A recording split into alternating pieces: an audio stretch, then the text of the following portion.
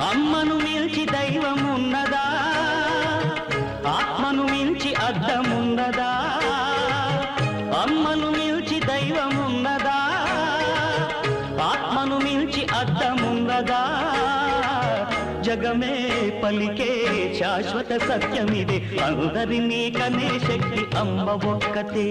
అవతార పురుషుడైనావో అమ్మకు కొడుకే, అందరినీ కనే శక్తి అమ్మ ఒక్కతే.